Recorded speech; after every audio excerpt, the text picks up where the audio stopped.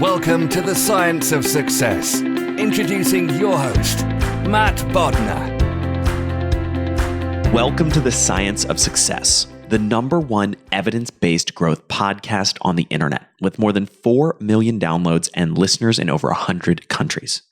In this interview, we discuss why creativity is the new literacy and how you can unlock your own creative genius to create the life you want to live. Most people are completely wrong about what they think creativity is and how to be more creative. We dispel these myths about creative work and show you how to build your own creative muscle so that you can have innovative breakthroughs, find your calling, and live your dream life with our guest, Chase Jarvis. Are you a fan of the show and have you been enjoying the content that we put together for you? If you have, I would love it if you signed up for our email list. We have some amazing content on there along with a really great free course that we put a ton of time into called How to Create Time for What Matters Most in Your Life. If that sounds exciting and interesting and you want a bunch of other free goodies and giveaways along with that, just go to successpodcast.com. You can sign up right on the homepage. That's successpodcast.com. Or if you're on your phone right now, all you have to do is text the word SMARTER. That's SMARTER to the number 44222.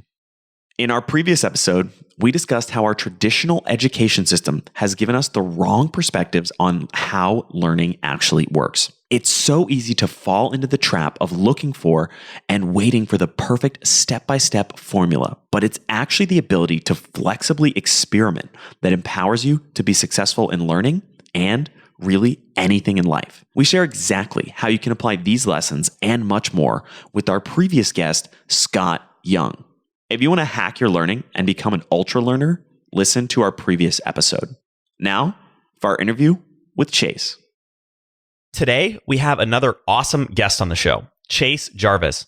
Chase is a photographer, director, and social artist. He's the CEO of CreativeLive and works with major brands like Nike, Pepsi, and many more. His personal and fine artwork has caught the attention of everyone from mainstream audiences to art critics across the globe. He's the author of the popular books Seattle 100, The Best Camera is the One That's With You, and the upcoming Creative Calling.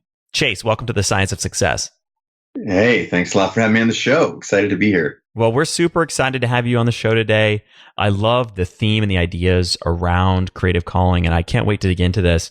You know, one of the ideas that you open up this conversation with that I think is such an interesting concept is this notion, as you put it, that creativity is the new literacy. Tell me a little bit about that. I think in order to understand that, let's look back at literacy, right? So literacy, there was a time when literacy or the training of the ability to read and write was just reserved for clergy, for the wealthy, royalty, for example. And what they found after years of that was like, wait a minute, this population is smarter. They're able to communicate. Their infant mortality is lower and longevity is longer. And basically, they got a bunch of good data, to talk science terms, that said how powerful literacy was. It created things ultimately like science, because prior to then, you had no way of writing down your experiments and checking them and validating them. So in short, it was a huge catapult for human culture. And the funny thing about it was that because it had been limited, there was like, okay, well, how do we change this? Typesetting was very laborious. A book would take years to make, and there'd normally be one copy of them. So because it was all handwritten. And then when typesetting and the Gutenberg press came out, what happened? This was like the catapult for literacy. It made literacy infinitely more widespread. And the benefits that I'd mentioned for that small population then were extended to so many people. And in a sense, prior to the Gutenberg press was like literally known as the Dark Ages, and after was literally known as the Renaissance. Now you can only connect these dots looking backwards. People weren't in the Renaissance calling it the Renaissance, but now that we have this perspective that we have on history and science, we can say, oh my gosh, look at the human flourishing that happened as literacy expanded across the globe. So when I say creativity is the new literacy, I think we're at a time right now, a cultural paradigm shift where creativity has historically been just associated with art, right? Creativity equals painting. And what we know to be true is creativity is everything. Look around, everything you see has creativity in its manufacture and as its basis for being in the world. The chair you're sitting in, the shoes on your feet, the car, the plane you're flying in, wherever you are in the world right now, you're surrounded by human creativity.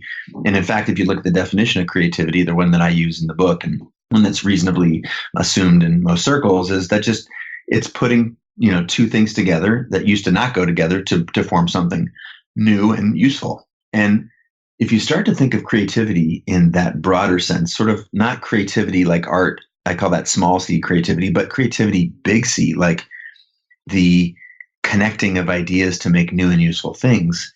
First of all, that definition starts to go, okay, cool. Then there's a whole new set of people who can identify as creative. And a fundamental principle that I believe in the book, it's actually there are three ones. It's pretty simple to follow. It's a very simple logical argument. Number one is that there's creativity in every person. If you can assume that definition that I just shared with you, you just ask any first grade class, right? Who wants to come to the front of the room and draw me a picture? Every single hand goes up.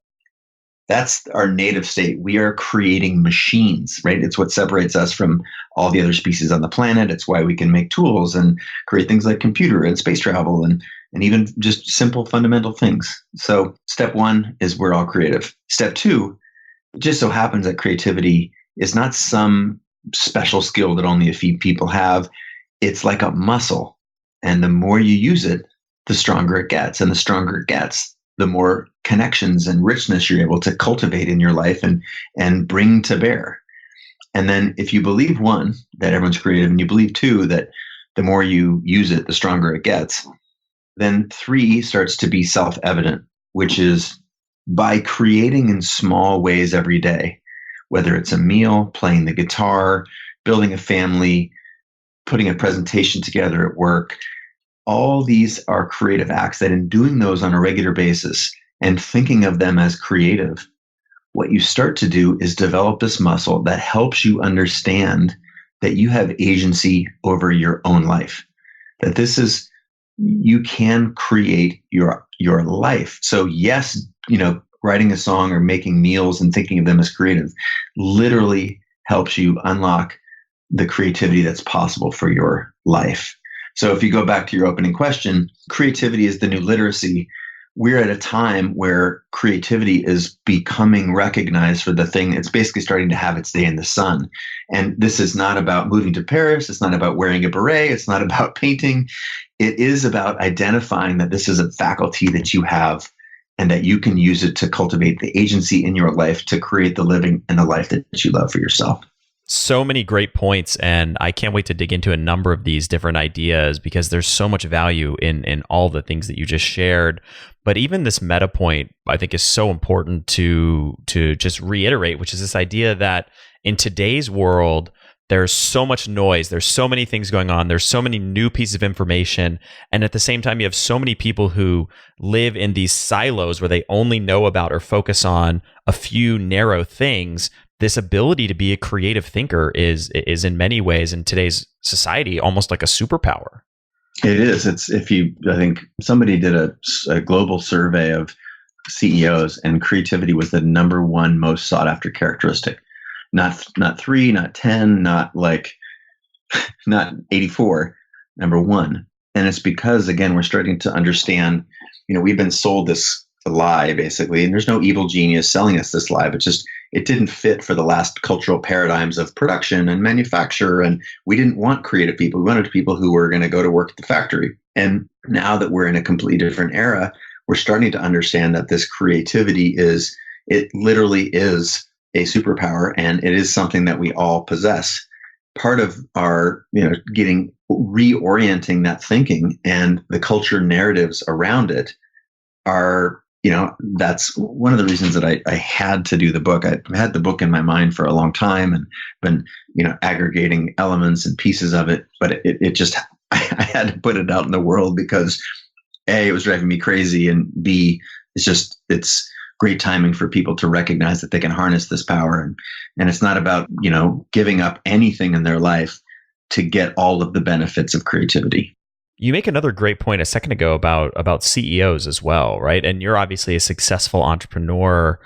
It's funny to me, the most important business skills, and this is a belief that I fundamentally have, and that's really what drives this entire podcast, is that the most important skills to be successful in business are not things that they teach you in business school and in business textbooks. They're things like creativity. Yeah, that's part of what I'm trying to call BS on, honestly, is that look, that these cultural narratives that they feed you in business school, or that are just like the idea of a starving artist and all these things that are tired cliches, like the more that you talk to people who have become successful, this pronounces itself. The more you realize that the people who've been giving you guidance all along, your parents, your spouse, your career counselor, your peer group, whatever, they're not trying to not make you be creative. They are scared for you because they don't actually understand what is good for you. They don't have a lens, the same lens that you have for yourself, which is your intuition. And it's understandable. Like it comes from a place of love. Like it's easy for us to see when we're looking at our child or someone we care deeply about doing something that we don't understand or we think is risky, we try and talk them out of it. But when we start to change the cultural narrative and you start to realize that, wait a minute, all the people I look up to, all the people that inspire me or that motivate me, or what did they do? You start deconstructing the lives of those people. And I started doing this with my own life when I was like, wait, when am I jazzed and energized? And it's like when I'm in tune with what I'm supposed to be doing in the world, when I'm truly living my calling and I'm listening to who I am, be unapologetically me. And then I felt this flow. I felt things start to happen for me, not to me. And just so happens, when I looked at my life and the life of 150 or 200 of the world's top performers that I've either had on my podcast or that are part of CreativeLive, a really simple pattern emerges that this is actually the dominant trait. And what we're living in is a culture that is telling us stories about what was required for the last era, that the school system, it's not really trying to be best for everybody. It's an average, right? It's a factory. You put widgets in one end and you need to move them through, not because it's what's best for kids, and not throwing stones at this as an evil thing. It's doing the best that it can. But the reality is it's not organized around maximizing what it's like for you, Matt. It's taking an average. The average number of people feel the average of this. And if we get people in average jobs with average lives and average salaries and average, that's what it's trying to spit out. But most of the people that I know, they don't want to be an average of everybody else's data.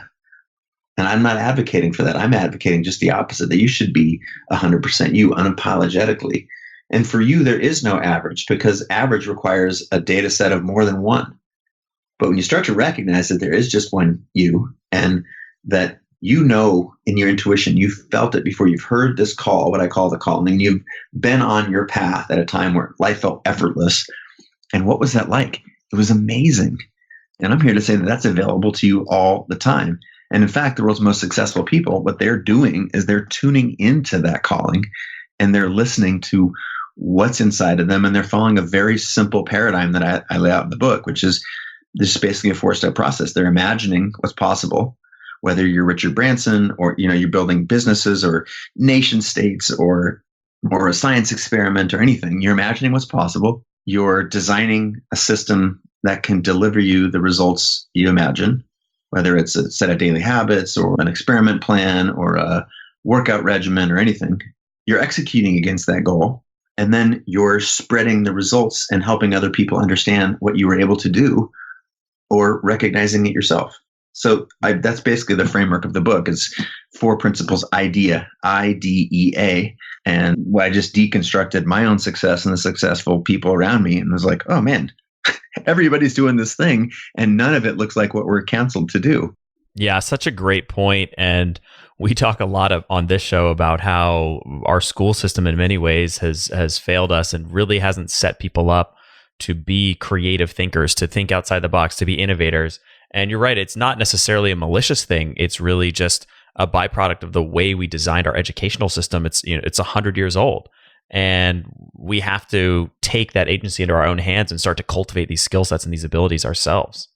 Yeah, and it's basically like you said, there's no evil genius. It's trying to keep you down, although that, the best kept secrets, when people find them, they tend to hoard them, which is, something I think that the internet is changing, and that's why information is now moving faster than ever. And it's why you're seeing a lot of change in the world right now. We can't just throw rocks at the school system. We can't just throw rocks at it'd be easy to throw rocks at wait a minute, if you go to school and you get a good job, or if you go to a good college, then you get a good job. And if you get a good job, you work 40 years, you get the gold watch. Like, that was the dominant paradigm for 60 years, 90 years, between the start of the Industrial Revolution to basically not all that long ago. But if you ask any scientist if that's true, it's very clear that that's not the future. It's like, that is certainly, and that's not to say that that's bad, because there are lots of ways to have a rich existence in that similar paradigm, and there are jobs that are still built around that. But it's a fiction to think that it's good for everybody, and that you, because you're part of everybody, should follow that path. I want to come back to and unpack a couple of things you said earlier, because I think they're really important. Tell me a little bit more about this idea that everybody innately has the ability to be creative. Again, just go to any first grade classroom. Who wants to come up to the front of the room and draw me a picture? Every single hand goes up. The introverted kids, the extroverted kids, because we are creative machines. It's it's in the same way that we are programmed for language. We're programmed for creating. It's literally one of the key differentiators between us and all the other species. And when you start to acknowledge that, wait a minute, if I can expand the definition of creativity where I can unequivocally see myself in there, versus being a cork in the tide, versus being told what I am or what I'm not, or that, and this, of course you can have different strengths. I go back to my second grade classroom, Miss Kelly. In second grade, I loved performing for the class. I used to perform magic tricks. I did a comic book that I released every week, a comic strip rather, to the kids in my class. And I had a little stand-up joke routine that I used to do. And then one day in the student teacher conference, I heard Miss Kelly tell my mom that Chase is way better at sports than he is at art. And as a second grader, what do we do? Well, first of all, we're social animals. And then you layer in the second grade part, and it's like, it just becomes obvious that, I just want to fit in. So I'm going to do whatever the people around me tell me I'm good at or not good at. And we get labeled. And remember, in the previous sort of universe of education and learning and employment, it was very counterproductive to be, quote, creative, right? Because that means you're going to challenge the status quo. You're going to ask, like, wait a minute, I don't learn like this. I'm a visual learner, or I am a tactile learner, or I am, there's different learning modalities. And just to be creative and to not just sit in your chair or sit down and shut up and use a number 2 pencil, like, it just wasn't good for the system. And it starts to be pretty easily discovered, or uncovered rather, that what's good for the system is not necessarily good for the individuals in the system. It's just easy because that's the way we do it around here. So, sort of revisiting that the cultural paradigms around work and around school. If you can start to harness this creativity, acknowledge that there is this creativity inside of you, and you start to put it to use in small ways. This is not like it's a surprisingly simple ask that I'm, proposing, is just start creating small things on a daily basis. You're already doing it. Just call it what it is and call it creativity. And then when you start to see it once or twice, then you can't unsee it. You start to see it everywhere. When you realize the chair you were sitting in was first a drawing in an artist's brain. Before it was ever engineered, before it was ever built, it was a drawing, it was a concept, it was a creative exercise that someone went through. And the same thing is true with literally everything around you. If you can start to look at that, it's not a leap. You no longer have to say, like, I'm not creative. I give an example of my mom. She was 65, had been, believed her whole life that she wasn't all that creative, but she's like, I'm really disciplined and I'm focused and I can get a lot of things done, more of a sort of a producer and a doer and a little bit more left-brained, say, and which is also not true. But well, I won't go down that path, but like so many people in our culture, they believe that they weren't because they were labeled something or got a handshake or a grade or a high five or something for doing one thing and not doing it early in life. And that helped shape their view of themselves and a narrative and a story that they told themselves. And it was useful because we do have different strengths. We have different learning modalities. So you lean into that. But what gets toxic is when you start believing that you're not creative, especially in this next era where creativity is the new literacy, as we just talked about, can be really, really dangerous to not be able to invent and reinvent. And so if you go back to my mom, when she started, I gave her an iPhone and I had developed an iPhone app in 2009 that went on to be the app of the year. And I put that app on her phone and she started taking pictures. No, she didn't have to get a bunch of oil paints or move to Paris or anything. She just started taking pictures on her morning walk. And she went in a matter of weeks, not days, but not months, weeks, saw herself as creative and realized, oh my God. And I'm like, these are great pictures. And she started sharing them with her friends, getting amazing feedback. I watched it change how she cooked. I watched it change where she wanted to travel, how she dressed, the way she moved day to day through the world. And not everyone is going to have this pronounced effect. But for those of you who believe that you're not creative because you're identifying creativity with your ability to draw, I am a terrible drawer, but I'm a world-class creator. It's just we got to find the thing that we're supposed to be doing. And if you can understand that in doing small things that are creative, that you get to then use your creativity to create your life. It's just creativity at a larger scale. Same muscles, different output, different outcome. It starts to get really exciting. That's such a great point. This notion that just because you don't paint or create music or whatever doesn't mean you're not creative. And there's so many avenues, whether it's business or coding. Yeah, exactly. Yeah, that's great. I mean, that's a perfect example. All these things that seem very analytical are really incredible opportunities to be creative. One person is writing code. Are they putting new ideas together to form something new and useful? And again, this definition that I'm putting around creativity is not claiming something radical. It's really just a simple undoing of a cultural narrative that became starving artist, all these toxic beliefs. I'm just undoing those things, even just for a moment, to be able to shine a light on what it really is. And then when you start to look at everything around you, everything, no exceptions, was designed and created by someone probably no smarter than you, it starts to get interesting. So I want to talk a little bit more about some of the, I love the analogy you used earlier that creativity is like a muscle, and the more you practice, the better you get. One of the big breakthroughs that I had in my life a couple of years ago is I was feeling stuck in my business and feeling like I couldn't do anything and that nothing was working. And I started to realize that I needed to hone my own creative muscle and built a daily creative routine that I try to do 3 to 4 times a week to just jumpstart my creativity. But I'm curious, what are some of those things that people can do to start to build that muscle every day? Well, I think you would be able to answer this as well as I could. So I'd love to hear what you went on to do. But, I'll go first. It really is just a simple daily habit, like the example that I gave my mom, or writing, whatever, you can often look backwards and what inspired you as a kid. Was it drawing? Was it painting? Was it playing music? Did you give up the guitar because, that bully told you sucked and now the guitar is in a closet?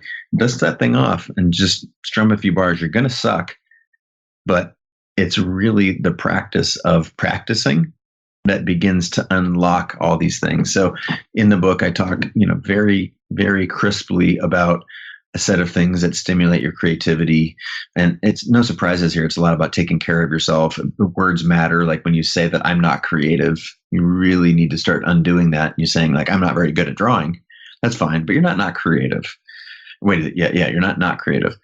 So to me, this daily practice, even if it's 5 minutes of writing in the morning before you move on to your day, or as the example that I gave with my mom, just taking pictures at lunchtime, it's usually a few things in your past that you can look back on and say, you know what, I got a lot of joy when I did that.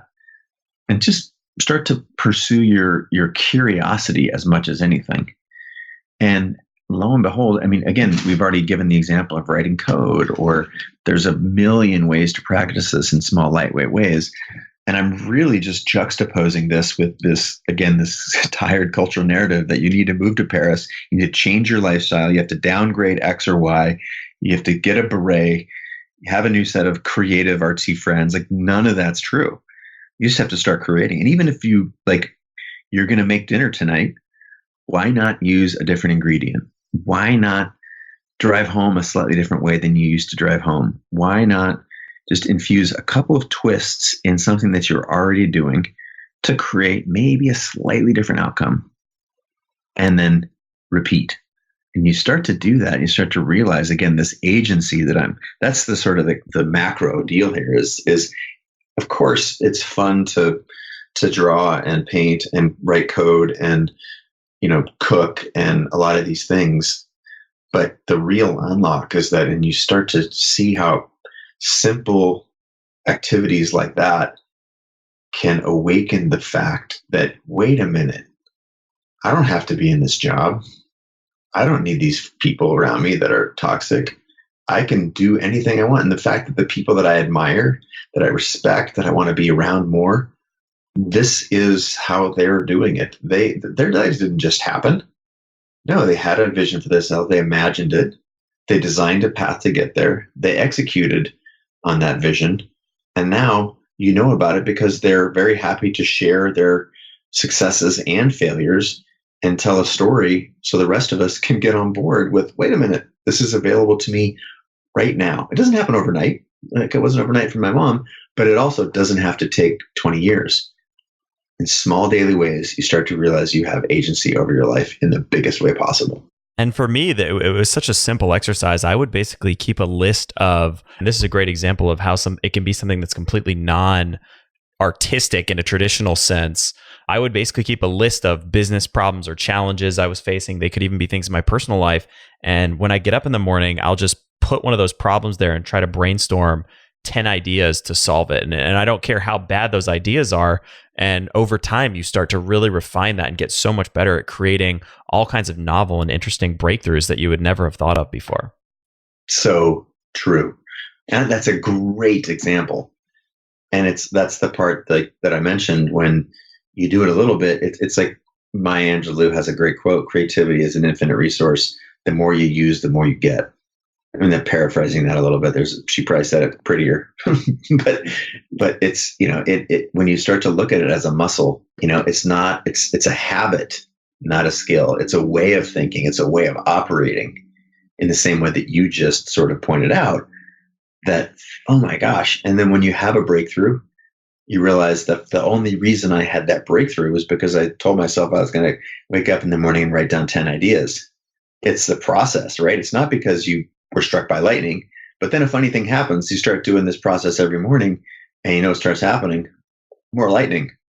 So, and that's, to me, it's sort of like working out, right? First couple times you work out, how do you feel afterwards? You feel horrible. You're sore, hurts. You felt awkward when you were doing it. That's the same way it's going to feel the first couple times if you haven't thought of yourself as creative. But do it for 10 days in a row, just like the gym, right? If you can get through that 10th day, what's the New Year's resolution concept? It's like 90% of people quit after 8.5 days or something like that. Like, just allow yourself, as you clearly did, to express yourself. And at first it's going to feel stupid. And then I'll turn to a quote from Anne Lamott, who wrote a book called Bird by Bird, which is, I only get good writing because I write shitty first drafts. Shitty first drafts. That's the path. And if you can write a shitty first draft, as we all can, but the second draft is going to be a little bit better. Next draft is going to be a little bit better. And voila, you start to, both uncork this superpower that you have. And you also can look backwards and say, wow, I'm getting better. Hey, I'm here real quick with confidence expert Dr. Aziz Gazapura to share another lightning round insight with you. Aziz, how can our listeners use science to get more dates with people they really want? I love that question. And the answer is the science of confidence. So whenever we're struggling, we want to date, we're afraid to put ourselves out there, we're worried on some level that we're going to get a negative response. Like if you didn't have that worry, if you knew that this person that you're going to ask out was going to say yes and be excited to go out with you, we'd all be doing it without hesitation. So the thing that stops us is anxiety, is fear, is self-doubt, and that is a confidence issue. So if we build our confidence, all of a sudden we'll have way more opportunities to put ourselves out there and to date. And so sometimes we think, what's the pickup line? What's the thing I should say? How do I approach the person? We get so focused on the how. And what we want to do is we want to take a step back and say, how do I actually change what's going on inside of me to feel more confident? And there's so many ways we could do that. And I have a course called Confidence University, where we have a whole course on dating mastery. But one major tidbit out of that one is, right now you have a story in your mind about why you're not attractive, why someone wouldn't be over the moon to go on a date with you. And you want to find that story and take it out, uproot it. So right now, think about, why are you not attractive, and how can you change that story to see yourself as someone who's actually highly desirable? What are your qualities? What do you bring to a date or a relationship that would make someone love spending time with you? If you get more clear on that, all of a sudden, a lot of your anxiety and fear are going to evaporate. Do you want to be more confident and get more dates? Visit successpodcast.com/confidence. That's successpodcast.com/confidence to sign up for Confidence University and finally master dating. It's funny, Dean Simonton, who's a psychology researcher who's done a lot of work on creativity, and a lot of his research was popularized by Adam Grant, talks about the eminent creators, people like Mozart and Einstein and all, across various different disciplines. And the single biggest thing that differentiated them was not the quality of their compositions, it was just the quantity. And the Mozarts of the world would have 500, 600, 800 compositions, where the average composer would have I think the mode was one composition, but then the average was like 4 or something. And so it's the same thing, right? You have to start with these shitty first drafts. You have to be willing to just produce bad ideas, put yourself out there to be okay with that. And that's how you start to really flex that muscle and build that skill. Yeah. And believe it or not, this is you can approach this reasonably scientifically, reasonably from a process, right? Just you're putting work out every day. You're sitting down for 5 minutes to write. You're sitting down. You're taking a few photographs when you walk. You're cooking a special meal every week. It's very simple to start to employ this, and the results they kind of catch you a little bit by surprise. And if you think of it in terms of the volume, there's an apocryphal story that about a ceramics teacher that did all right, half the class is graded on volume, not quality. Volume, literally the number of pieces that you create. And the other half of the class, you have one chance to make a masterpiece. Your entire grade is on one pot. And, as the legend goes, where this is going to end up, right? Not only did the group that was graded by volume, not only did they create, 20 times more work, but that work was better. And of course, right now you're going okay, great. Yeah, I get it. But why don't we apply that to all this stuff that I'm talking about? We look at our first, halting attempt at figure drawing or writing a poem or that short story and we go, oh my God, I'm terrible. But think if we applied that to other areas of our life, like walking. Okay, if you're a able-bodied child and you're walking, at what point do you fall down your 26th time and your parents go, yeah, just guess she's not a walker? It just doesn't happen. It's absurd, right? And to me, this book and this philosophy, it's very much the same. It's I'm not asking you to be a world-class sprinter, but I know you can walk. You're an able-bodied child.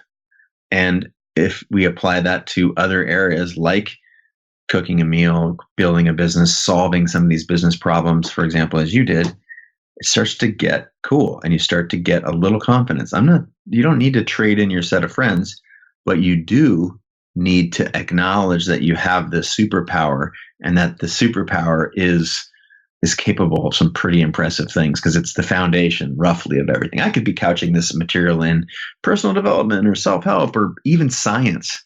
I just chose it to couch it in creativity because I look at the current paradigm of creativity as sort of so far from accurate and just toxic, honestly, that Let's reframe the narrative and understand it for what it really is, and empower, the largest possible population to take advantage of this gift that we have, this ability to create. And at the end of the day, go back to my second grade teacher who told me I wasn't very good at art. It was only through, some real serious tragedy in my life that I'll just say someone very close to me in my life died, and I was given their cameras, that I ended up getting back into my sort of tapping into that creative part of me that I'd largely given up as a second grader. It just so happens that these, big traumatic moments in our life, the death of someone close to us, or it could be positive, like the birth of a child, they cause us to reflect and whatnot. So they can be useful, and those moments were useful for me. But I would love it for us to not have to go through that trauma, not have to have a big life moment to look at this, like, what are we doing with our lives? And just recognize that this is a muscle, that we're all creative. This is a muscle. And if I use this muscle, then I start to unlock potential. There's so much untapped creativity in the world. There's so much untapped potential in the world. And I think in many ways, that's what we're both trying to do with our various projects and this podcast and the book and everything you've done is to help everybody realize that you have this amazing potential within yourself, and it's all about unleashing it. Mm-hmm. You've nailed it. Like, it's not really complicated. And it's, funny, I go back to just having to get this idea. I'm not a fast writer. I've done a couple of books. They're largely photo books, but I knew this had to be a book just because of the depth of the idea. And it's a great vehicle, a little bit of a Trojan horse for getting into pop culture and getting to put your ideas in a way that people regularly consume these ideas. You talked about Adam Grant and others. And it's like, gosh, this is so simple, but it really is so powerful. And I'm seeing it be put to work everywhere. It's ultimately not radical. It's very timely, but it's not radical. All the people that you respect and look up to that have carved their own path and, done cool things. And you're like, wow, if I could just whatever, this is all they're doing. They're finding that voice that we all have inside of us. And this is, the metaphor I use in the book is the calling. It's not some calling to necessarily like, I'm going to be an astronaut, but it's like, I'm more inclined to this than that. And despite my aunt or my brother, cousin, whatever, wanting me to do the other thing, I'm going to listen to my gut. And you start pulling on this thread, or the other metaphor is walking on this path. Again, you start to realize that these, even if I go 2 steps forward and 1 step back, nothing is wasted. All of these things you start to feel in your own, you start to settle into who you really are. And the ability to unapologetically be you is just a very powerful vehicle. And there are people out there right now like, oh man, sounds nice, but I got a mortgage and, I'm behind on 2 car payments and I got 2 kids and I got awesome. I'm not asking that you put yourself in a position where you can't continue to provide in the way you have. I'm just asking you to carve out, not even necessarily time, because in the example that I gave with my mom, this was on her daily walk that she started taking pictures, but really carve out both language to talk to yourself, a mindset, and a belief and a practice. Doesn't have to be life changing. You don't have to, put all your chips in and take out a second mortgage on the house to start this business. But in doing these small things, you'll realize the power that I'm talking about. It's not radical at all. It's pretty simple. And that dovetails with something you touched on earlier, which I thought was really powerful and insightful, which is this notion of being unapologetically yourself and not trying to be the next Chase Jarvis or the next so-and-so, but being the first you. Mm-hmm. And why is that surprising, right? Of course, it's not surprising at all. But when our culture looks at folks, Bill Gates, just taking him out of the blue, didn't go to school or dropped out of school to do Microsoft. Your parents, if you're going to tell your parents you're dropping out of Harvard, are they going to go, sweet, go for it? Bill Gates did it. No. If you're Sarah Blakely and you're like, look, they've rejected the ideas for Spanx so many times. Why are you still continuing to make these undergarments? Like, that's normally what you're going to hear. But, she continued to press on. And when we continue to see this paradigm, people just want you to be safe. They want you to be more like them. They want you to be an average because they know it's predictable. And when you say you're going to go make your first film, or you're going to drop out of college to pursue a career in fill in the blank, it sets people's sort of spidey sense off, because either sometimes they couldn't do it and they were shown a particular path that they know, and that's how they're trying to steer you. It doesn't come from a bad place, but it's not a radical idea, especially if you look around for evidence. And again, the idea that you have to bet it all in black to be the next, entrepreneur that only you can be. When you start studying entrepreneurship, like the science of it, because it is, it's alchemy, right? Part science, part art. And you realize people like Richard Branson, he was actually protecting the downside. He didn't bet it all on black. He bought the first 747 that he bought used from Boeing. He pre-negotiated the ability to sell it back to them. So he wasn't betting $100 million on a new airplane. I'm just making these numbers up. He bet he bet 10 million because he had a pre-negotiated sale. It was only going to cost him 10 million. And if you're saying, yeah, but who's got 10 million? Like, you're not Richard Branson. That's fine. But it's like there are these dominant myths and paradigms that are in our culture. And I'm trying to both debunk them, make a very simple point, and get you to start to, like, you can start today. That's the number one thing that I'm like trying to get people out of, is that this is going to happen later or tomorrow or sometime in the future. Now, for the people that know that they're creative and they might just not double down on it, and great, you already know what I'm talking about. Great. For the people who are like, ooh, this is new, like I'm going to lean into that. And for the people who still don't understand, like, I get it. It's going to take some undoing, but just start to look around. The number of people that have a side hustle, 50 million Americans are going to have a side hustle by 2020. That's like half of the working population of our country. This is not a weird thing. This is mainstream. And if you're building a business on the side, that's wildly creative. So you start to see these things coming out of the shadows. It starts to make more sense to you, and that's fine. Sometimes we need social proof. It's just, you got to kill the narrative that it's risky and that you need to be a second-rate Richard Branson instead of being a first-rate you. Like, you have this stuff in you. You were talked out of it. I'm just saying, go back to the source. It's all in there. The funny thing about that is, if you come all the way back to this whole, in a very meta way, everything we've been talking about, the excuses, the things you're telling yourself now, somebody who's listening, that you can't do it, or you don't have the time, you don't have the resources, whatever, the solution to all of those things is creativity. Yeah. And that's like, again, you could couch this in science or human, like, productivity or potential or whatever. To me, those are all like actually layers that are on top of creativity. When you just boil it down to its most basics, it is, we're creating machines. We do it all the time. Let's just acknowledge that. You can put your own polish on it, your own spin, put it in your own words or your own way. But just don't say you're not creative, because that's like saying I'm only 1/3 human. It's just not true. And if we can get ourselves, like I talk a lot in the book about the creative mindset, and it assumes that you believe that you can change the outcome of your day to day. That if you change your behavior, you can create a different outcome than the one you're getting right now.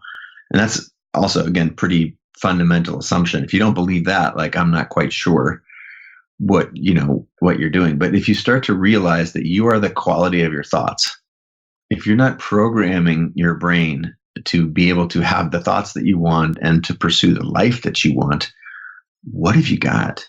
You don't got all that much. You start to acknowledge that you're the sum of your thoughts. You start to realize, and I get it, I know where all these impulses come from. To root it in science, we're struggling to overcome our biology, right? We have say a 1,000,000-year-old organ in our skull called our brain, and I call it the brain. It's not your brain. It's not your mind. It's the mind. It's an organ, and its job is to keep you alive, not happy. And it's confused because for the past, 999,900 years, whenever saber-toothed tigers were extinct, say, it was scanning the horizon, and danger was the saber-toothed tiger. And now what it looks like for danger is risky business venture, or likes on Instagram, or if I publish this, I'm going to get laughed at. Like that's not real fear, So you start to do a little what Tim Ferriss calls fearscaping, and you say, what's the worst that could happen? And things get pretty silly pretty fast, and you realize that you're in this paradigm, mostly because that's what's culturally acceptable, has very little to do with what's actually possible or the real downside, most of which is actually controllable. When you start to look at it through that lens, you're like, okay, I got this. And that's what the book's trying to do. So for listeners who want to concretely implement some of the things we've talked about today and start to step into having a creative mindset, what would be one action item or piece of homework that you would give them to begin this journey? What's something that you can make a habit for 10 days that you acknowledge that meets your definition of creativity? I would like it if it was mine, but let's just give you yours. What's something you can do? Just, write 10 lines of a story or a journal that orients you, like morning pages or whatever, or add some new ingredients to the meal that you've prepared the same way and think of it as a creative act. When you pull your phone out to take a picture of your kid, think of it as a creative act, and then do another one tomorrow. Take 10 pictures, 10 days in a row of your kid, and think of it as a creative act. That will just awaken this part of you that, wait a minute, this small shift is actually starting to create a different mindset for me. So that's the way to start. And again, the book will chronicle how to accelerate those things. And I like to talk about community and sharing some of these experiences because as I've said several times, we're social animals. So there's some good reinforcement there. And stop judging your work. Andy Warhol's got a great quote, like, make art and then everybody else is judging your art, make more. It's like, because it doesn't really matter. What you're trying to do is awaken and strengthen that muscle. So the tactic is start. And I'll say one other thing is that we've all got something in there in our past, or maybe it's even right there on the tip of your tongue or at the top of your heart or whatever that you're not doing that you want to do.